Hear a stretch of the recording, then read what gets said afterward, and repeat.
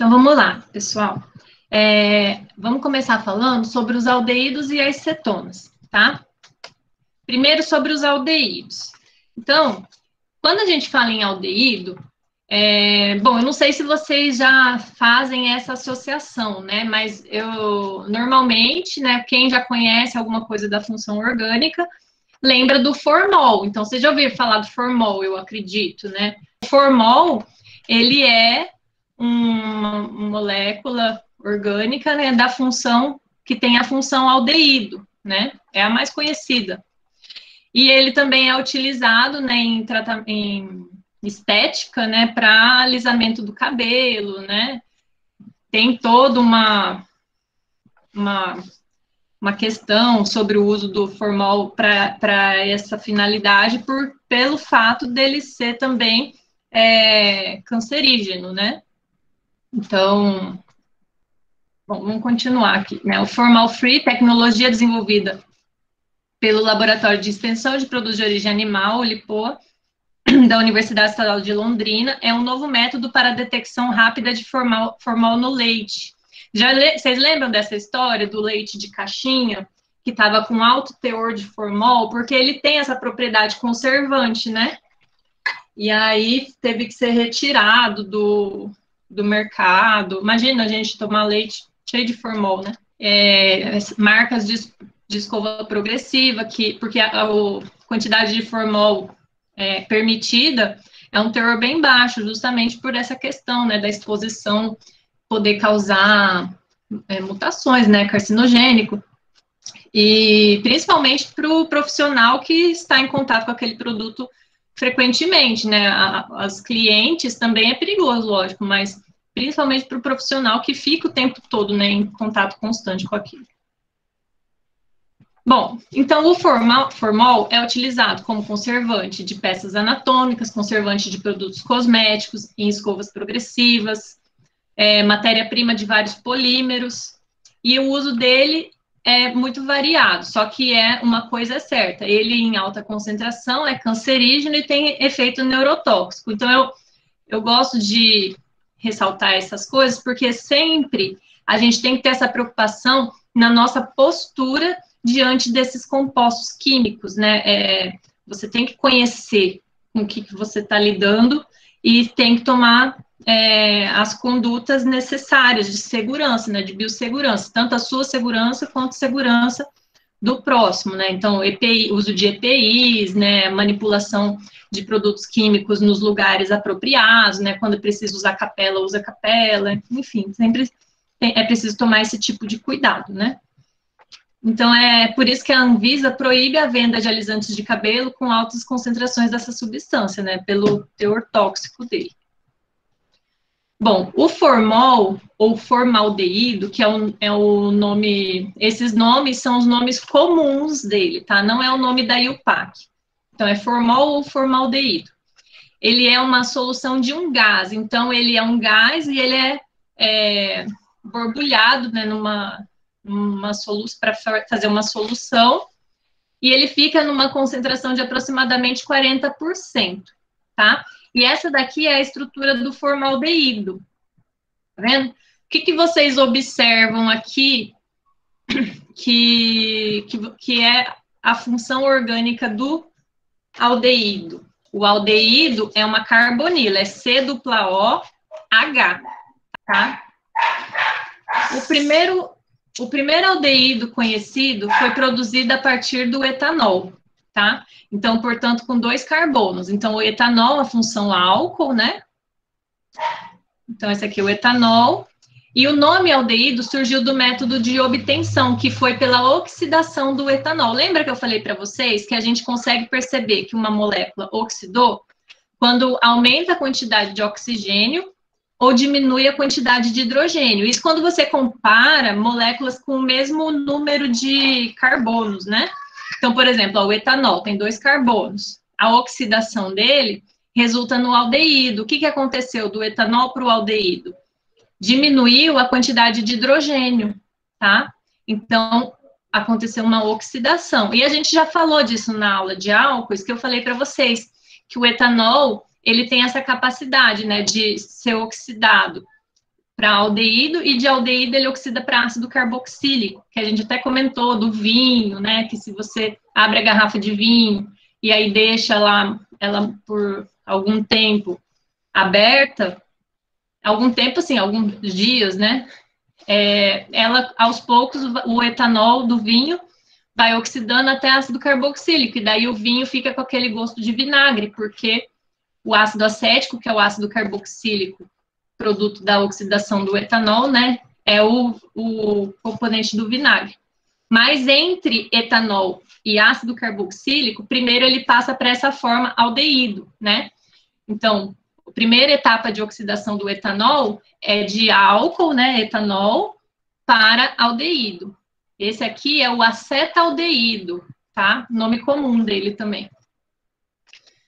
Então, o nome aldeído veio disso, porque em latim é álcool deidrogenatus, eu não sei falar isso aqui em latim, tá, gente? Mas essa palavra, álcool deidrogenatus, significa aldeído. Então, é por isso que tem esse nome, tá? Então, aqui está a reação de obtenção do aldeído. Veja que está escrito aqui, oxidação controlada, tá? Por quê? Porque o aldeído, ele é uma espécie muito reativa, e a tendência é, quando acontece essa oxidação, ele rapidamente se oxida para ácido carboxílico, então tem que ser controlada para você conseguir parar no aldeído, tá? Bom, posteriormente, o aldeído passou a designar a função, né? Enquanto que o composto acima é o acetaldeído, ou também o nome e o PAC dele é etanal, tá? A gente vai ver que na nomenclatura de aldeídos, o sufixo que indica a função, né, é al, né? A gente viu que para hidrocarboneto é o, para álcool é ol, e para aldeído é al, tá? Então, etanal. Vamos falar agora de uma coisa que eu aposto que ninguém aqui teve, né, nessa turma, que ninguém bebe aí, né? Que é ressaca. Não é o caso de vocês, né, mas para quem já teve ressaca, fiquem sabendo, né, que os aldeídos têm tudo a ver com o fenômeno da ressaca, né? Que lá são o quê, né? Vou explicar para vocês porque vocês não sabem o que é ressaca, né? Então a pessoa fica com dor de cabeça, fica com desidratação, com boca seca, né? Isso acontece por quê? Porque quando ocorre a ingestão do etanol, né, na forma das bebidas alcoólicas, lá da cerveja, do vinho, então nosso corpo possui uma enzima, né, já comentamos sobre isso, né, que é a álcool desidrogenase. Então a álcool desidrogenase, no metabolismo, né, do nosso organismo, tentando eliminar esse etanol que a gente está ingerindo, ele oxida o etanol para acetaldeído, tá? E aí, em situações normais, a gente tem outra enzima que se chama aldeído desidrogenase. Vocês conseguem decodificar esse nome? Ó, quando você fala álcool desidrogenase, você está retirando hidrogênio, né? Então, quer dizer, está oxidando. Então, oxidou para acetaldeído. Aí, aldeído desidrogenase, está oxidando, né? Oxidou para ácido carboxílico. Então, daí, o acetaldeído se transforma em ácido acético, tá? Esses nomes a gente vai aprender tudo hoje, tá? A nomenclatura. Então, em situações normais é isso que acontece. O etanol é oxidado a aldeído, de aldeído ele é oxidado a ácido acético. Esse ácido acético vai ser convertido em acetilcoenzima A, e essa acetilcoenzima A, ela entra nos outros ciclos do metabolismo, né? Ciclo de Krebs, produção de ácidos graxos, enfim, aí ela vai ocupar outras rotas biosintéticas, né? Outras rotas metabólicas, né? Só que quando tem ingestão excessiva de etanol, o corpo não dá conta de processar todo o aldeído, e esse aldeído começa a se acumular no corpo. Então, começa a acumular acetaldeído no corpo, na corrente sanguínea, né? E aí, esse aldeído que é responsável pelos esses males da ressaca, tá? Esse excesso de aldeído no organismo. Vocês já viram alguns asiáticos, né? Eles, quando pode beber só um pouquinho, eles já ficam com rubor facial, né? E isso acontece por quê? Porque eles têm, esse termo é muito pesado, né? Anomalia genética, né? Mas eles têm uma diferenciação, não são todos, né? Porque no Brasil tem muita miscigenação, né? Mas alguns deles têm lá uma questão genética que daí essa enzima que converte o acetaldeído para ácido acético, ela não faz esse processo da mesma forma, né, assim, com a mesma eficiência. Então, a tendência é que, mesmo sem beber muito, eles sofram os efeitos da ressaca, tá? Bom, e muitos medicamentos contra o etilismo, lembra que a gente já falou disso, né? Etilismo, que é, né, a doença associada ao consumo, né, incontrolável de bebidas alcoólicas, né, com etanol. Por isso que o correto é falar etilismo, né? Então, quem tem essa doença, alguns medicamentos, né, eles atuam para evitar a eliminação do acetaldeído, por exemplo, o disulfiram. Então, o disulfiram, que é essa molécula aqui, ela atua inibindo a enzima que converte o acetaldeído em ácido acético, e aí a pessoa ingere a bebida alcoólica e ela passa muito mal, tá? Então, é uma forma de tratamento de choque, né? Porque daí a tendência, o objetivo desse medicamento é o quê? A pessoa vai passar tão mal que ela começa a causar uma associação negativa com o consumo do etanol. E aí seria uma forma de fazê-la parar de beber, orientada por um médico, né? Não pode ir lá sozinho e resolver fazer isso, né? Quando você tem um familiar, alguém, vou colocar lá na comida da pessoa, aí ele vai passar mal, né? Porque é perigoso, né? Esses efeitos colaterais podem ser perigosos, né? Então, quanto maior o consumo de álcool e do disulfiram, piores os efeitos colaterais. E aí esses efeitos se chamam efeito antabuse e efeito disulfiram. Então, outras moléculas com função aldeído. Então, vocês saberiam dizer o que essas moléculas possuem estruturalmente de semelhante? Então, eu acredito, né, que vocês vão perceber que elas têm de semelhante essa porção terminal aqui, tá vendo? Sempre na ponta em uma das pontas, né? Uma das extremidades da molécula. Veja, essa função, ó, C dupla O, H. Então, você vai ter um grupo alquila para cá, né? E aí, C dupla O, H. Tá vendo, ó? Um grupo arila, no caso aqui, C dupla O, H, né? Ó, C dupla O, H. Então, é essa parte da molécula que caracteriza a função aldeído, tá? Esse grupo funcional a gente chama de carbonila, tá? Que é o C dupla O. No caso dos aldeídos, a carbonila está localizada na extremidade da cadeia. Então, sempre vai ser isso aqui, C dupla O, H, tá? E você pode representar também, às vezes, a gente representa assim, ó, em vez de você colocar C dupla O, H aqui, você coloca CHO. Então, quando tá CHO, você sabe que é C dupla O, H. É uma forma de diferenciar de álcool, porque se você colocasse COH, poderia confundir com álcool, né? Mas aí também o carbono não ia ficar com a tetravalência, né? Porque para ficar COH teria que ser CH2OH, né? Mas poderia confundir. Então, é CHO, tá? Então, esse grupo funcional, às vezes, é representado CHO. Não confunda com álcool, tá? O álcool é OH, tá? É OH. O Carlos perguntou se com o H é carbonila. Então, a função dos aldeídos e cetonas é o C dupla O, né? E aí, esse C dupla O pode ser C dupla OH, que são os aldeídos, e C dupla O entre dois grupos, entre dois carbonos, que é cetona. Nesses dois casos, você chama a função de carbonila, tá? É função aldeído e função cetona, mas daí se você for se referir a essa porção da molécula, você chama de carbonila. Aqui um outro exemplo. A gente pode usar como exemplo o cinamaldeído, que é uma substância encontrada na canela, né, que dá o aroma da canela. É essa estrutura química aqui, ó. Veja, ó, que ela tem a função aldeído aqui, ó. C-O-H, tá? A propriedade química mais importante dos aldeídos é a oxidação, tá? Então, eles são reativos, lembra? Então, eles se oxidam muito facilmente. O próprio oxigênio do ar consegue oxidá-los. Então, só de ficar em contato com o oxigênio do ar, a tendência é eles oxidarem com uma relativa facilidade, tá?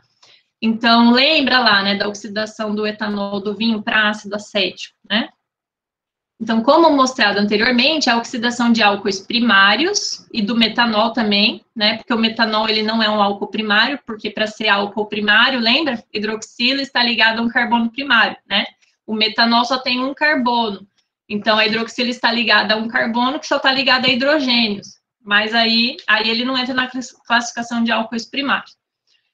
Mas a oxidação de álcoois primários e do metanol gera aldeídos, tá? Já a oxidação de aldeídos gera ácidos carboxílicos, tá? Isso aqui, gente, é importante, tá? Álcool primário e metanol oxida para aldeído, porque daí a gente vai ver que álcool secundário oxida para cetona, tá? Mas álcool primário e metanol oxida para aldeído. E aldeído oxida para ácido carboxílico, tá? Então, como mostrado anteriormente, a oxidação dos álcoois primários gera aldeídos. Já a oxidação dos aldeídos gera os ácidos carboxílicos. Então, ó, acetaldeído oxidado para ácido acético. Aqui, benzaldeído oxidado a ácido benzoico, tá? Vamos falar agora da nomenclatura, tá?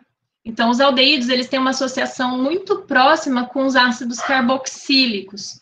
Então, a principal denominação dos aldeídos, que é na nomenclatura não oficial deles, é derivada dos ácidos carboxílicos correspondentes. Então, como a nomenclatura dos ácidos carboxílicos será vista posteriormente, a gente só vai fazer uma menção a esses nomes. Então, por exemplo, quando você tem um aldeído com um carbono só, ou seja, ele vai ser a função, né, mais o hidrogênio aqui, ó, porque daí o carbono fica com as 4 ligações, né? Então, HCOOH. Então, só tem um carbono, é MET. Só ligação simples, aqui no caso não tem ligação carbono-carbono, então a gente vai usar o AN mesmo. Então, metan, e como é aldeído, termina com al. Então, essa é a nomenclatura oficial da IUPAC. Só que a nomenclatura comum seria relacionada com o ácido carboxílico. E a gente vai ver que o ácido carboxílico, que tem um carbono só, ele se chama ácido fórmico, porque ele foi primeiramente isolado de formigas, né? Vocês já até viram essa estrutura.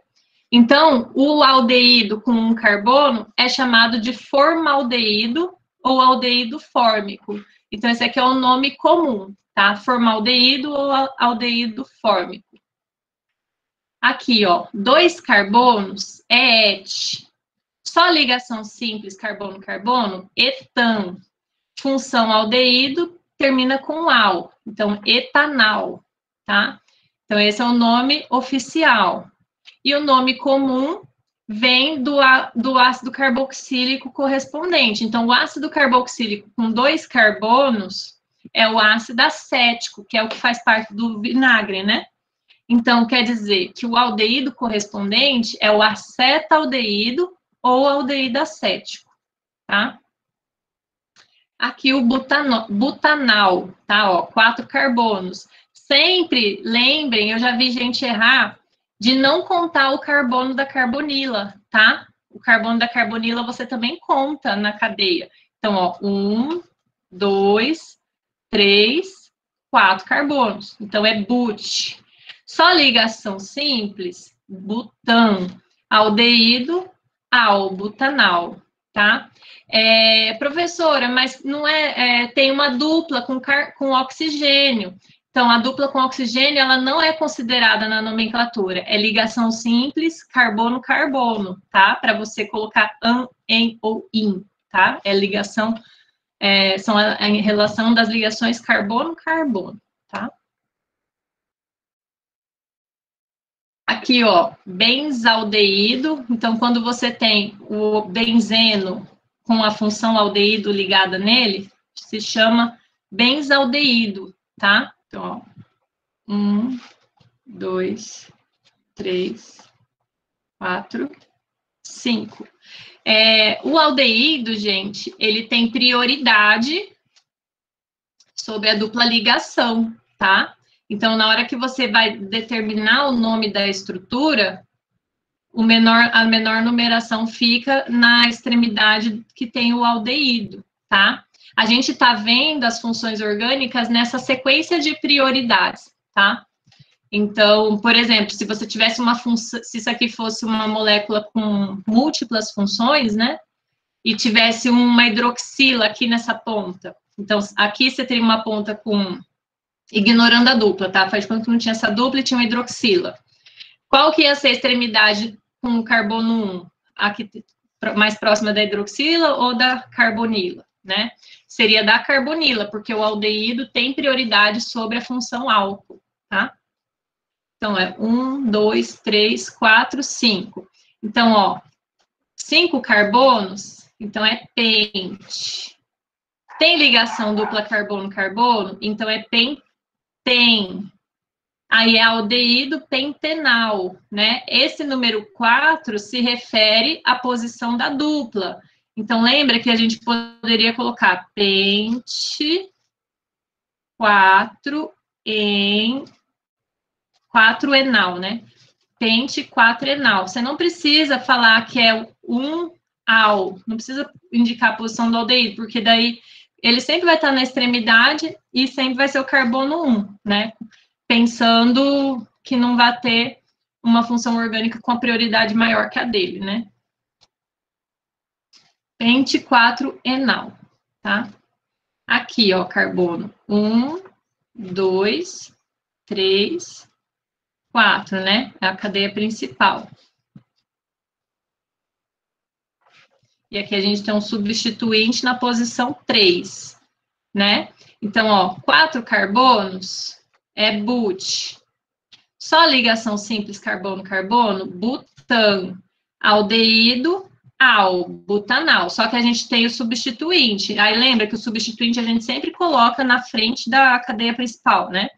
Então, ó, é na posição 3, então ficou 3-metilbutanal, tá? Então, o sufixo dos aldeídos, né, é al. Vamos tratar agora das cetonas. Bom, quando a gente fala em cetona, a primeira substância que a gente associa é a acetona, eu acredito, né? Então, você já ouviu falar em acetona, né? Acredito que todo mundo, né, já tem ouvido falar, principalmente quem faz a unha, né? Então, ela é utilizada, né, como um removedor de esmalte, um solvente, né? E essa aqui é a estrutura química dela, ó. Tem uma carbonila entre 2 grupos metil, tá? 2 grupos metila. Então, só que a acetona, ela não serve só para remoção de esmaltes, tá? Ela é um insumo industrial importantíssimo. Ela é utilizada, por exemplo, na produção de plásticos. Já ouviram falar do bisfenol, né? Quem tem filho ou tem cachorrinho já deve gosta de comprar aqueles brinquedinhos para cachorro ou os brinquedos para os filhos. Normalmente vem na embalagem assim, livre de bisfenol ou BPF, né? BPF free, vem alguma coisa assim. Porque ele é um plástico, né, que é tóxico, né? Então, para animais e para crianças que ficam colocando na boca, assim. Então, aqui, ó, ela é utilizada nesse processo de síntese, né, do bisfenol. Tá vendo? Até essa matéria aqui fala, ó, a Anvisa proíbe mamadeiras com bisfenol A no Brasil, né? Então, a venda da acetona pura é controlada, porque ela também pode ser usada para extração de drogas, tá? Então, se você for comprar um frasco de acetona concentrada, né, acetona pura numa distribuidora aí, né, de produtos químicos, você tem que ter autorização da Polícia Federal, tá? Não é só ir lá comprar. Então, existem outras moléculas do uso cotidiano que possuem o mesmo grupo funcional. Então, olha só aqui essa estrutura, ó. Aqui a gente tem, ó, uma função, uma carbonila entre carbonos, né? Vejam que é diferente do aldeído, porque o aldeído, um lado, uma ligação da carbonila é com carbono, né? Só que a outra é com hidrogênio. E na cetona, não. As duas ligações da carbonila são com carbonos, tá? Aqui, ó. Aqui, isso aqui é uma metila, né? O CH3, ó. Então, se fosse aldeído, teria que estar indicado aqui o hidrogênio, tá? Se não tem nada, quer dizer que é um CH3, tá? Quer dizer que aqui você tem um carbono. Aqui, ó, também, tá vendo? Ó, entre carbonos, tá? Então, repare que tanto os aldeídos quanto as cetonas possuem a carbonila como grupo funcional. Nos aldeídos é uma carbonila terminal, ó, tá? E nas cetonas, a carbonila está entre carbonos. E essa diferença entre aldeídos e cetonas, ela não é só na posição da carbonila, mas principalmente nas propriedades, tá? Então, as propriedades dos aldeídos e das cetonas são diferentes, tá? Como todas as funções orgânicas, né? Elas são separadas em funções porque apresentam propriedades diferentes. Então, por exemplo, os aldeídos, eles sofrem oxidação com muita facilidade, né? A gente acabou de ver isso. Só que as cetonas não, tá? Então, existem diversos testes químicos que usam esse princípio para diferenciar aldeídos e cetonas, tá? Então, por exemplo, existe esse reagente, que é o reagente de Tollens. Eu não sei se vocês já fizeram isso em alguma aula prática, né? Agora vocês não estão tendo aula prática, né? O reagente de Tollens, ele é essa solução aqui, ó, com prata, né? E aí, o que acontece? O aldeído, ele oxida e reduz a prata. A prata vai passar para a forma de prata metálica, tá? NOx zero. E aí, então, ele oxida de aldeído para ácido carboxílico. A prata é reduzida. E quando ela fica nessa forma, com NOx zero, ela forma esse espelho de prata. Aí você vê no tubo de ensaio fica assim, tá? A cetona, se você colocar uma molécula com função cetona para reagir com esse reagente de Tollens, não vai acontecer nada, tá? Vai ficar normal o tubo de ensaio. Então, aí você consegue diferenciar aldeídos de cetonas. Então, aldeídos sofrem oxidação, cetonas não, tá? E as cetonas, elas fazem parte de um processo biológico importante também, tá? Então, quando a gente fica muito tempo sem comer, o hálito, né, fica com... fala assim que é um hálito que lembra acetona, né? Você começa a ficar com um hálito esquisito lá, né? Não é cheiroso, não. Então, o que está acontecendo no seu organismo quando você fica muito tempo sem comer? O seu corpo está sem carboidrato, e aí ele recorre aos lipídios, né, que são as gorduras. Só que o metabolismo dessas substâncias libera corpos cetônicos, que são moléculas que têm função cetona, né? E entre esses corpos cetônicos que são liberados nesse processo de degradação das gorduras, tem a liberação da acetona, tá? Por isso, e ela é volátil, e aí é por isso que o hálito fica com esse cheiro, tá? E a urina também, pode até ser detectado, né? principalmente pessoas que têm diabetes não controlada, né? Às vezes, um exame é detecção de corpos cetônicos na urina, né, dessa pessoa. Então, tem o teste de urina que utiliza corpos cetônicos como indicador do nível de insulina no sangue, né? Outros exemplos de cetonas, olha só. Então, ó, vocês vão observar que sempre a carbonila está entre carbonos, tá? Aqui, ó. Lembre sempre que nessa representação por linhas, quando você tem extremidade assim, ó, você entende que isso daqui é um CH3, né? É um carbono aqui. Se fosse outro átomo que não carbono, teria que ser representado, né? Por exemplo, se fosse aldeído, teria um hidrogênio aqui, né? Ou um outro átomo, cloro, teria que estar aparecendo aqui, né? Então, não tem nada SH3.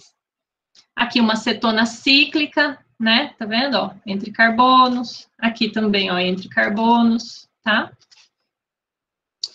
E as cetonas são produzidas pela oxidação de álcoois secundários, tá? Então, a gente viu que álcoois primários oxidam para aldeído.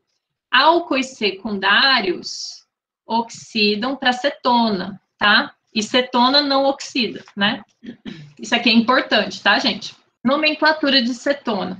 Então, o sufixo que corresponde à função cetona é ona, tá? Então, vai terminar, né, o nome da substância vai terminar com ona. Então, por exemplo, a acetona é essa molécula com 3 carbonos. É o nome comum dela, né? Acetona é o nome comum. O nome oficial dela segue aquela regra que a gente já viu. Então, primeiro é o número de carbonos. Então, 1 carbono met, 2 et, 3 prop, 4 but. Aí, só ligação simples é an. Tem ligação dupla? En. Tem ligação tripla? In. E aí, o sufixo que indica a função. No caso da cetona, é ona. Então, nessa molécula, a gente tem 3 carbonos. Se são 3 carbonos, prop. Só ligação simples, carbono-carbono, então propan. Função cetona, então propanona, tá? Ona, propanona. Reparem que a propanona, que é a acetona, é a menor cetona possível, certo? Não existe cetona de 1 carbono só, ou cetona com apenas 2 carbonos, né? Por quê? Porque a carbonila precisa estar entre 2 carbonos. Então, essa daqui é a menor cetona, é a mais simples de todas, tá? Aqui, a gente tem, ó, um ciclo com a função cetona, né? Então, essa molécula, ela são 4 carbonos, então é but. Só ligação simples, butan. Função cetona, butanona. Só que é um ciclo. Então, você tem que pôr ciclo na frente. Então, ciclo butanona, tá? Aqui, veja, ó, cadeia principal.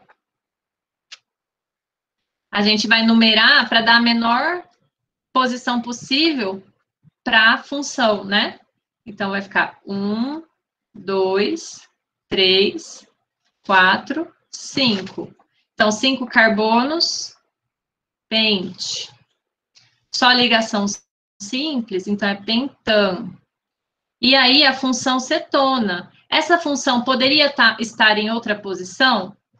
Poderia. A gente poderia ter essa estrutura aqui, ó. H3C, CH2, C dupla O, CH2, CH3.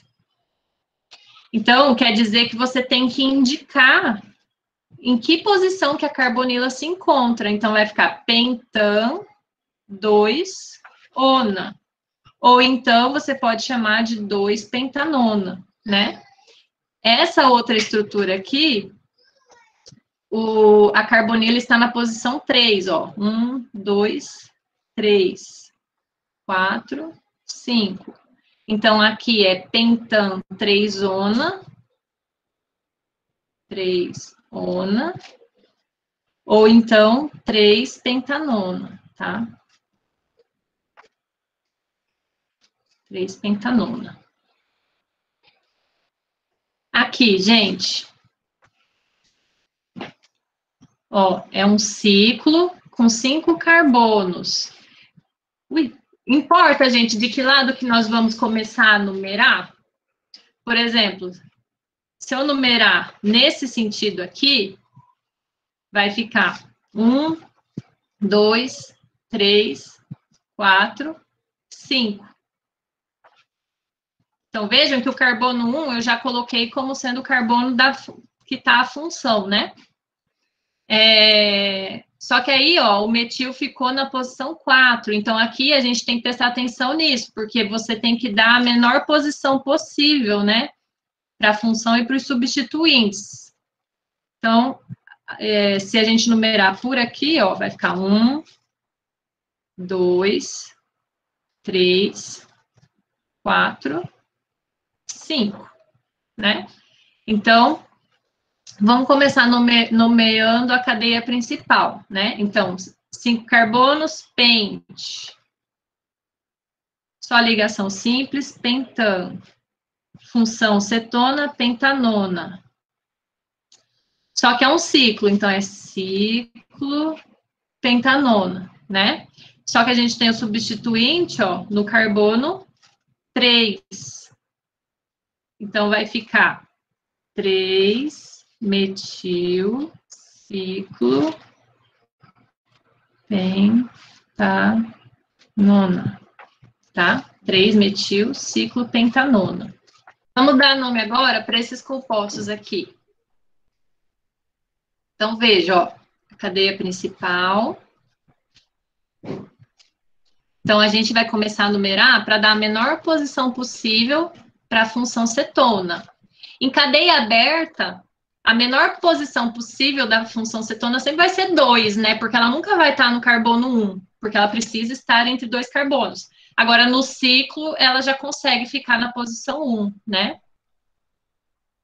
Então, aqui vai ficar 1, 2, 3, 4. Então, se são 4 carbonos, but. Só ligação simples, butan. Função cetona, butanona. Preciso falar butan 2-ona ou então 2-butanona? Nesse caso, eu não preciso falar, porque se eu desenhar o contrário disso, vai ficar CH3, CH2, C dupla O, CH3. Aí, quem vai ser o carbono 1? Vai ser esse aqui.